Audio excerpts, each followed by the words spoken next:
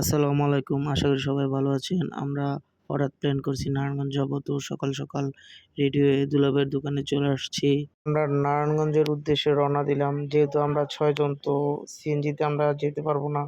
আমাদের শেষ ভরসা অটো। তো আমরা অটো দিয়ে ঘাট আসলাম এবং নৌকা দিয়ে আমরা স্টাফ কোয়ার্টার যাবো। তো আমরা নৌকায় উঠলাম। একে, একে সবাই উঠলাম। আমি সবার লাস্টে। নৌকা পার হয়ে ওই পার থেকে সিএনজি নিয়ে স্টাফ কোয়ার্টারের দিকে যাব। এই যে আমাদের শীতলক্ষা নদী।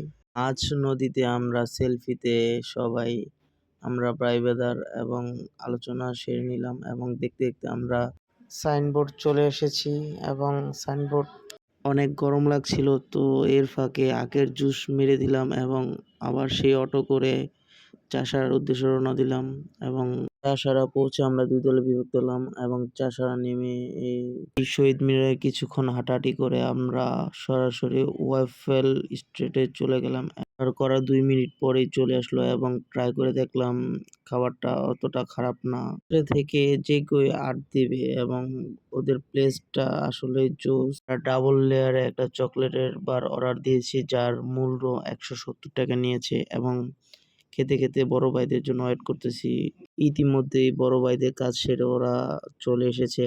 আমারও খাবার ইতিমধ্যে শেষের পথে এবং এর মূল উদ্দেশ্য ছিল যে সুলতান ডাইনে লাঞ্চ করা। তো আমরা সবাই একে, একে সবাই চলে আসছি। হাবিব ভাই অর্ডার করছে যে সিঙ্গেল নিবো না ডাবল নিবো। শেষমেশ সবাই সিঙ্গেল করে নিলাম এবং আমাদের খাবার ইতিমধ্যে চলে এসেছে। সবাই সবার প্লেটে খাবার পরিবেশন করছে এবং সবচেয়ে দুঃখের বিষয় যে সবচেয়ে খারাপ মাংসের টুকরো আমার ভাগেই পড়ছে, যা প্রতিনিয়তই পড়ে।